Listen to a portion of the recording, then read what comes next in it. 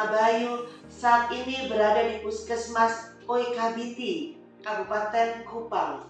Saat ini saya mewakili IIK Strada untuk melakukan supervisi dan monitoring untuk mahasiswa yang sedang praktek di puskesmas ini. Saudaraku yang terkasih, saat ini saya bertemu dengan Ibu Kepala Puskesmas, Ibu Atri. Nanti kita akan bertanya banyak hal kepada Ibu Atri tentang Puskesmas Oikabiti. Ibu Atri, bisakah Anda memberikan gambaran besar tentang Puskesmas Oikabiti dan program-program unggulannya? Hai, perkenalkan, saya Adriana Betty. Saat ini menjabat sebagai Kepala Puskesmas Oikabiti, Kabupaten Kupang, Nusa Tenggara Timur. Mengenai wilayah kerja dari Puskesmas Oikabiti, kami memiliki 9 desa dengan jumlah penduduk 19.000. Beberapa unggulan kegiatan kami dalam program pelayanan kesehatan adalah yang utama itu pada pelayanan kesehatan ibu dan anak. Bagaimana mempersiapkan ibu yang sehat, melahirkan bayi yang sehat, dalam upaya penurunan dan pencegahan stunting. Baik Ibu, jadi stunting ini rupanya menjadi permasalahan besar bukan hanya di Puskesmas Oikabiti, tapi juga di seluruh wilayah Nusantara, bahkan di seluruh dunia. Dan stunting itu adalah PR bagi kita. Yang ingin saya tanyakan, apa langkah-langkah yang Ibu lakukan supaya stunting yang angkanya sekian persen turun menjadi sekian persen? Kalau saya boleh tahu, kira-kira berawal dari berapa persen keberhasilannya sampai sekian persen, Ibu? Baik Ibu, untuk angka stunting di Kecamatan Amarasi ini dari 20%, dan kemarin ketika kita lakukan operasi timbang di bulan Februari turun menjadi 16,7%. Beberapa upaya yang kami lakukan, yang pertama untuk bagaimana kita mencegah, kita berupaya sehingga tidak lagi ada kelahiran dengan bayi yang lahir dengan panjang badan kurang dari 48 cm. Kita mulai dari remaja putri. Dalam upaya pencegahan anemia, kita lakukan screening pada remaja putri itu 1 tahun 2 kali.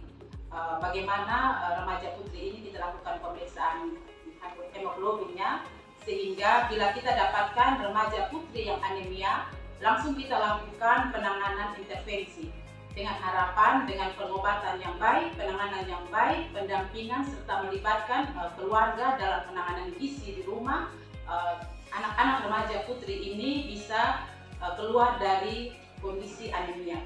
Kemudian untuk ibu hamil. Untuk ibu hamil yang anemia, kita lakukan penanganan yang lebih agresif. Maksud agresif di sini, ketika kita temukan ibu hamil dengan kadar Hb-nya 7 sampai 9,9 gram per gram, maka kita akan lakukan penanganan yang intensif, di mana pengobatannya tidak 1 kali 1, tapi dengan pemberian tablet tambah darah 2 kali 1. Kemudian dilakukan pendampingan oleh tenaga kesehatan bersama dengan pemerintah desa, dan dilakukan follow up kembali pemeriksaan AB setelah lakukan pengobatan selama 4 minggu. Bila setelah 4 minggu kondisinya tidak berubah, tidak ada peningkatan kadar AB, maka akan dirujuk dan dilakukan pemantauan oleh puskesmas. Yang berikut, bagaimana kita mencegah terjadinya 3 terlambat. Seperti kita tahu, kondisi 3 terlambat ini bukan sesuatu hal yang baru, sudah berlangsung sejak lama, sehingga kita lakukan evaluasi bagaimana mempersiapkan pemerintah desa, masyarakat sehingga mereka siap dengan kondisi kehamilan ibu. Jadi kondisi kesehatan ibu hamil ini tidak saja menjadi tanggung jawab dari keluarga, tetapi juga menjadi tanggung jawab dari pemerintah dan masyarakat desa sekitarnya. Beberapa program yang kita lakukan untuk melibatkan pemerintah desa dan masyarakat adalah dengan kegiatan yang kami singkat MP2D. MP2D itu adalah manajemen pengendalian persalinan dari desa, di mana kondisi kesehatan ibu hamil ini menjadi tanggung jawab pemerintah desa dengan memberikan simbol warna untuk ibu hamil yang normal, ibu hamil resiko, dan ibu hamil resiko tinggi. Kemudian keterlibatan pemerintah desa juga dalam bentuk penyiapan administrasi ibu hamil, sehingga ketika terjadi suatu masalah dia akan dirujuk, tidak terkendala lagi dengan jaminan kesehatan, di mana pemerintah desa untuk ibu hamil yang tidak memiliki kartu jaminan kesehatan dibuatkan surat keterangan tidak mampu, sehingga ketika kita merujuk semua kondisi ibu dan kondisi administrasi siap. Dalam upaya mencegah tidak terlambat ini juga, Puskesmas membekali kesiapan tenaga dengan gawat darurat ibu dan maternal, sehingga ketika sampai di Puskesmas, ibu siap dengan administrasi, tenaga kesehatan siap dengan keterampilan, dan tidak terlambat dalam merujuk. Saya rasa ini yang bisa saya sampaikan. Kemudian ada juga kegiatan kami bagaimana menjaga kualitas ASI, mempertahankan ASI. Kita buat kegiatan dengan Photoshop Baby, di mana ada leaflet yang berisi bagaimana mempertahankan kualitas ASI, bagaimana mengelola lingkungan sekitar yang ibu bisa jangkau untuk mempertahankan ASI-nya yang berkualitas. Ketika terjadi masalah dalam proses pemberian ASI selama 6 bulan ini, siapa yang harus dia hubungi dengan melibatkan keluarga lewat gambar-gambar, foto-foto yang menyertakan baby yang baru dilahirkan. Saya rasa ini dulu. Baik, terima kasih penjelasannya begitu luar biasa, panjang lebar, dan ini menandakan bahwa Ibu Atri, saya panggilnya adalah Ibu Atri ya, walaupun namanya Adriana. Nah, Ibu Atri ini berpengalaman menjadi seorang kepala puskesmas.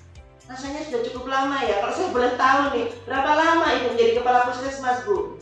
Selama Anda menjadi ASN sampai hari ini berapa lama atau berapa periode atau seumur hidup? Kita tanya dulu. Jadi baik, sejak awal saya basicnya memang bidan. Ya, saya memang bidan. Saya jadi bidan itu sejak tahun 93, kemudian berpindah-pindah tugas. Kalau sebagai kepala puskesmas sendiri, awalnya saya sebagai kepala puskesmas di Puskesmas Nebonat, Kecamatan Kupang Timur, Kabupaten Kupang, bertugas di Puskesmas Nebonat selama kurang lebih 5 tahun, kemudian pindah ke Puskesmas Oikabiti ini sejak tahun 2021. Kemudian mengenai mahasiswa praktek di sini, saya sangat berterima kasih. Kompetensinya kalau menurut saya cukup baik, kemudian kerjasama dengan kampus cukup baik, komunikasi jika ada hambatan di lapangan juga, walaupun jaraknya sangat luar biasa, tetapi dengan media informasi yang kata orang mendekatkan yang jauh dan menjauhkan yang dekat, tetapi ini kita masuk pada situasi mendekatkan yang jauh. Jadi menurut saya sangat luar biasa. Baik, IKA Strada tetap di hati teman-teman nakes di wilayah NTT. Kami hadir di sini untuk memberikan perkuliahan secara offline, secara online.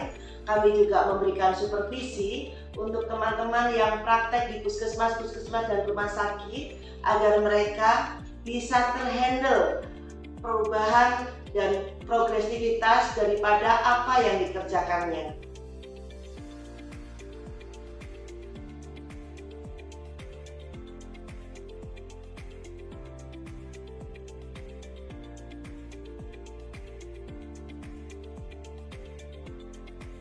IKA Strada Indonesia hebat dan luar biasa.